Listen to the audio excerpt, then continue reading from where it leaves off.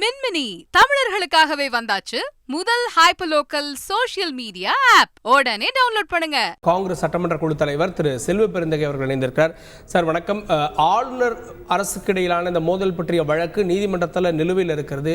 இந்த சூழல்ல ஏன் புறக்கணிக்கிறீர்கள்? காங்கிரஸ் உள்ளிட்ட கட்சிகள் என்னென்ன கோரிக்கைகளை முன்வைக்கிறீங்க? இதுல இல்ல, ஆளுநரை புறக்கணிக்கவில்லை. ஆளுநருடைய நடவடிக்கைகளை நாங்கள் புறக்கணிக்கிறோம். ஒரு ஆளுநராக இருப்பவர் அரசியலமைப்பு சட்டத்தின் பால் இயங்குகின்ற ஒரு ஆளுநர் அரசியலமைப்பு சட்டத்தையே சிதைக்கின்ற வேளையில் வேலியே பயிரை மேய்கிறது என்று கிராமங்களிலே சொல்லுவார்கள். ஒரு வேலி போடுவது பாதுகாப்பதற்கு. ஆனால் ஒரு அரசியலமைப்பு சட்டத்தை பாதுகாக்க வேண்டிய ஒரு ஆளுநர், அரசியலமைப்பு சட்டத்தின் மீது நம்பிக்கை வைத்து பதவியேற்றுள்ள ஒரு ஆளுநர் அரசியலமைப்பு சட்டத்தை சிதைக்கிறார், வன்முறையாக பேசுகிறார், வரலாற்றை திரிக்கிறார், தமிழ்நாட்டு மக்களுடைய கலை, கலாச்சாரம், பண்பாடு, இலக்கியம், இலக்கணங்களுக்கு எதிராக தொடர்ந்து பேசி வருகிறார் என்றால் இவர் என்ன ஆளுநர் என்று புரியவில்லை. இவர் படித்தவரா இல்லை மக்களுக்கு எதிரான ஒரு நிலைப்பாடை எடுத்த ஆளுநரா என்று ஒன்றும் புரியாத நிலையில் தான் நாங்கள் எல்லாம் இருக்கிறோம்.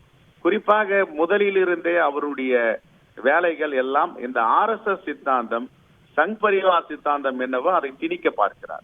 என்னென்னலாம் 50 ஆண்டுகளுக்கு முன் RSS முன்மொழிந்ததோ அந்த முன்மொழிவை இவர் தமிழ்நாட்டில் வந்து ஆளுநராக உட்கார்ந்து கொண்டு வழிமொழிந்து கொண்டிருக்கிறார்.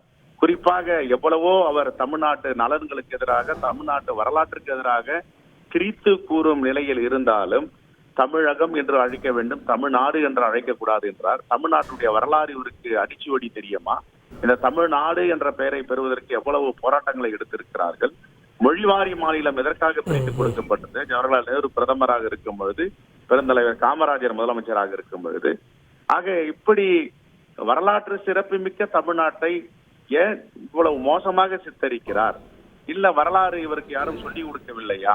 இதையெல்லாம் மிகப்பெரிய கேள்விக்குறியாக எழுந்திருக்கிறது. நமக்கென்று ஒரு பாரம்பரிய தமிழ்நாட்டு சின்னம் இருக்கிறது, அதை அகற்றிவிட்டு இந்திய முத்திரையை எடுத்தால் திணிக்கிறார். இவ்வளவு காலமாக கட்டி காத்து வந்த பாரம்பரியம், கலை, பண்பாடு, கலாச்சாரம், தமிழ்நாட்டுடைய பெருமைகளை சிதைக்க நினைப்பது எந்த விதத்தில் இது நியாயம் என்று தெரியவில்லை. இதையெல்லாம் ஏற்றுக்கொள்ள முடியாது. இவர் ஒரு தனி அரசாங்கத்தை, தனி ராஜாங்கத்தை நடத்த துடித்துக் கொண்டிருக்கிறார். சட்டத்தில் எங்கே இடம் இருக்கிறது என்று புரியவில்லை.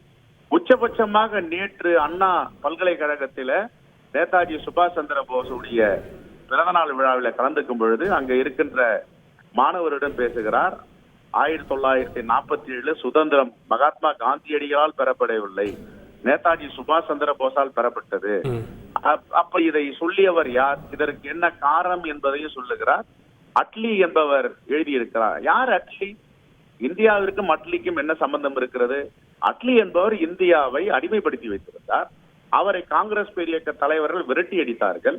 அட்லியை தூக்கி பிடிப்பதும், மகாத்மா காந்தியை சிறுமைப்படுத்துவதும், மகாத்மா காந்தியடிகளுக்கும் நேதாஜி சுபாஷ் சந்திர போஸிற்கும் உள்ள உறவுகளை புரிந்து கொள்ளாமல், படிக்காமல், வரலாறு தெரியாமல் உளறி கொண்டிருக்கிறாரு. இதையெல்லாம் எதை காட்டுகிறது? ஒரு ஆளுநருக்கு என்று ஒரு மாண்பு இருக்கிறது, ஒரு பண்பு இருக்கிறது, அவர்களுக்கென்று ஒரு வரையறை இருக்கிறது. இதையெல்லாம் தூக்கி போட்டு காலில் மிதைத்து கொண்டு ஆளுநர் அவர்கள் எதற்கும் கட்டுப்படாமல் ஒரு கலவரத்தை ஈடுபடுத்தும் வகையில அவருடைய பேச்சு அமைந்திருக்கிறது. வரலாற்று திரிப்பு, வருங்கால சந்ததியர்கள், அடுத்த தலைமுறைக்கு ஒரு தவறான தகவல்களை தொடர்ந்து அவர் பதிவு செய்து வருகிறார். ஆகையால் இதை வன்மையாக கண்டிக்கிறோம். மீண்டும் ஒரு முறை ஆளுநருக்கு சொல்லுகிறோம், நேதாஜி சுபாஷ் சந்திர போஸிற்கும் மகாத்மா காந்தியடிகளுக்கும் உள்ள உறவுகளை அவர் தெளிவாக படிக்க வேண்டும். இதற்காக அகில இந்திய காங்கிரஸ் கமிட்டி தலைவர் பதவியேற்ற நேதாஜி சுபாஷ் சந்திர போஸ் அவர்கள் மகாத்மா காந்தியடிகள் மனம் எந்த விதத்திலும் புண்படுத்தக்கூடாது என்று பதவியை தூக்கி எறிந்தார். எதற்காக? மகாத்மா காந்தியடிகள் மீது வைத்திருந்த அவருடைய நம்பிக்கை, ஆழமான நட்பு, மரியாதை, இது எதையுமே தெரியாம நேதாஜி சுபாஷ் சந்திர போஸை பற்றி இவர் கொச்சைப்படுத்தி ஆளுநர் இப்படியெல்லாம் பேசுவது எந்த விதத்தில் நியாயம் என்று தெரியவில்லை. ஆகவே இதை வன்மையாக கண்டிக்கிறோம். அவர் மாற வேண்டும். இல்லை என்றால் தமிழ்நாட்டு மக்கள் அவரை மாற்றுவார்கள் போராட்ட களத்தின் மூலமாக. மின்மினி தமிழர்களுக்காகவே வந்தாச்சு. முதல் ஹைப்பர்லோக்கல் சோஷியல் மீடியா ஆப். உடனே டவுன்லோட் பண்ணுங்க.